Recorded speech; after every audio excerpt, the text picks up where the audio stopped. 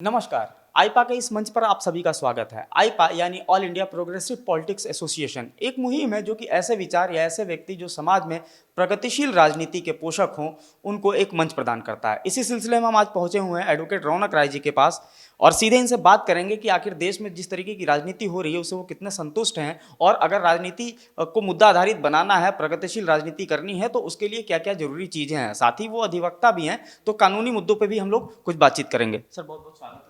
नमस्कार। सर सबसे पहला सवाल तो ये कि देश में जिस तरीके की राजनीति हो रही है उससे आप कितने संतुष्ट हैं और अगर उसमें बदलाव हो तो किस तरीके से किया जा सकता देखिए, जो देश में राजनीति हो रही है वो अपनी दिशा से हट गई है।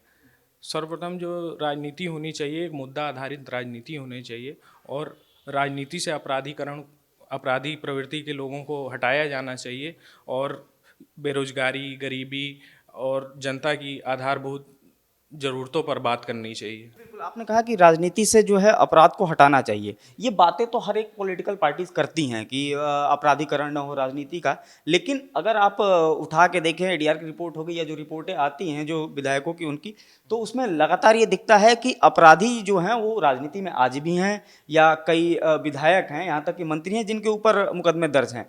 फिर आखिर ऐसा क्यों होता है कि पार्टियां बातें तो करती हैं लेकिन इसका सॉल्यूशन नहीं निकल पाता? इसका सलूशन मार्तंड जी सिर्फ एक तीन तरीके से मैं बताना चाहूँगा कि अपराधीकरण को कैसे राजनीति से दूर किया जाए।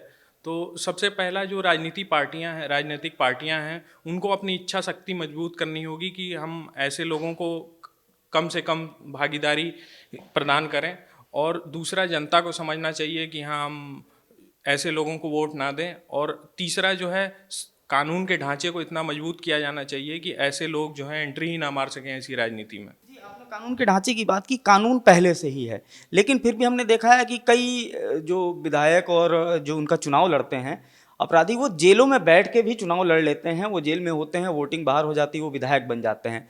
इसकी वजह क्या आप मानते हैं और इसका अगर सोल्यूशन हो तो किस तरीके का सोल्यूशन हो, क्योंकि आप चूंकि वकील भी हैं, आपको कानून की जानकारी। देखिए, इसको समय समय पे माननीय सर्वोच्च न्यायालय ने भी कोर्ट किया है इन सब चीज़ों को कि जेल में रहते हुए अपराधी चुनाव जीत जाते हैं। कई फेमस मामले भी हैं, जैसे लिली थॉमस का मामला है या रमेश बोहरा का मामला है। उसमें सर्वोच्च न्यायालय ने इस पॉइंट को कोट किया कि आप अगर अपराधी हैं तो आप चुनाव नहीं लड़ सकते। लेकिन अभी भी इसके संबंध में कोई मजबूत कानून हम लोगों के पास नहीं है। तो इस वजह से जो समाज में राजनीतिक प्रवृत्ति के लोग हैं वही जो है चुनाव में भागीदारी निभा रहे हैं अपने, और इसमें कुछ दोष जो है राजनीतिक पार्टियों का भी है, ताकि वो ऐसे लोगों को ही खड़ा कर रही हैं चुनाव में जो उनको जो है सुरक्षा प्रदान करें या मजबूती प्रदान करें। दोबारा से राजनीतिक मुद्दे पे अगर आते हैं तो अक्सर देखा गया है कि जो सर्वांगीण विकास के मुद्दे होते हैं वो घोषणा पत्रों में होते हैं, उन पे चुनाव पहले बात भी होती है, लेकिन जैसे ही चुनाव नज़दीक आता है कहीं ना कहीं ये मुद्दे खो जाते हैं और एक भावात्मक मुद्दा आ जाएगा जिस पे चुनाव हो जाएगा और उस पर भी पब्लिक भी वोट दे देती है और पार्टियां भी जीत जाती हैं। इस धारणा को आप कितना गलत मानते हैं और अगर इसमें कोई बदलाव किया जाए तो किस तरीके का? देखिए, सन 1962 में केस संथानम कमेटी आई थी जो चुनाव सुधारों से संबंधित थी। तो उसने सबसे पहले अपना एक जो सुधार का तरीका बताया था, उसने कहा था कि जो उम्मीदवार चुनाव लड़ रहा है उसकी एक शैक्षणिक योग्यता तय कर देनी चाहिए। जब हम किसी उम्मीदवार की शैक्षणिक योग्यता तय कर देंगे तो उम्मीदवार वो अपनी शैक्षणिक योग्यता के आधार पर समाज में क्या कमियां हैं उसको पॉइंट आउट करेगा। तो चूंकि होता क्या है कि हमारे बीच से जो उम्मीदवार हैं वो थोड़ा अशिक्षित हैं या बाहुबली टाइप के लोग हैं, तो ऐसे लोगों के पास मुद्दों की कमी है तो वो इन चुनावों को भावनात्मक बना देते हैं। जैसे राम मंदिर का मुद्दा ले लीजिए आप, तीन तलाक का मामला ले लीजिए, इनको एक समाज में रार डालने की कोशिश किया जाता है और मतलब एक गलत तरीके से पेश किया जाता है जनता के सामने, सिर्फ इसलिए क्योंकि वो उन लोगों के पास और कोई समझ है नहीं, इस ऐसा कह सकते हैं। बिल्कुल, आप युवा भी हैं। अक्सर देखा गया है कि युवा जैसे अपना करियर चुनने की जब बात आती है तो युवा इंजीनियरिंग सेक्टर को अपना करियर चुन लेता है, मेडिकल को अपना चुन लेता है, लीगल प्रोफेशन जैसे आप हैं उसको। राजनीति में कोई युवा अपनी स्वेच्छा से उसको एज अ करियर चुन के नहीं आता, इसकी वजह क्या मानते हैं? इसकी वजह, एक सबसे बड़ी वजह यह है कि हमारे पास जो है राजनीति से संबंधित कोई ऐसा टेक्निकल कोर्स नहीं है। जैसे मान लीजिए इंजीनियर बनना चाहता है तो बीटेक का कोर्स है, वकील बनना चाहता है तो एलएलबी एलएलएम का कोर्स है।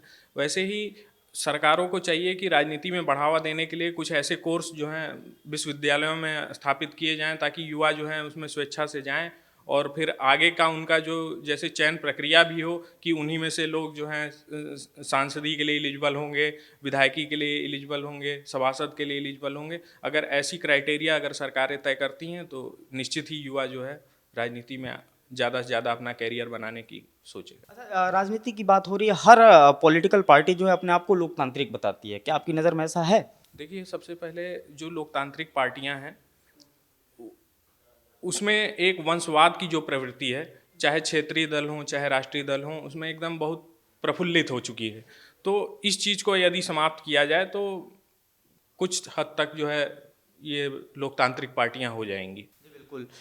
आईपा एक मुहिम चला रहा है जिसमें बात हम करते हैं प्रगतिशील राजनीति की और उन मुद्दों की जो कि जनता के से जुड़े हुए हैं, सर्वांगीण विकास के मुद्दे हैं, इन पे ही चुनाव हो। इस पूरी मुहिम को आप कैसे देखते हैं और अगर हमारे लिए कोई सुझाव हो तो प्लीज़ आप हमें दे सकते सबसे पहले आप लोग के लिए एक सुझाव ये देंगे कि आप क्षेत्र में साधारण व्यक्तियों से, जैसे चाय की दुकानों पर, पान की दुकानों पर, ऐसे व्यक्ति जो अंतिम तबके के हैं उन तक आप पहुँचे, उनसे आप एक बार राय लें। जो बेसिक ज़रूरतें हैं, बिजली, पानी और शिक्षा, बेरोजगारी, इन पर जो अगर बात हो तो आगे जो है बेहतर हो सकता है।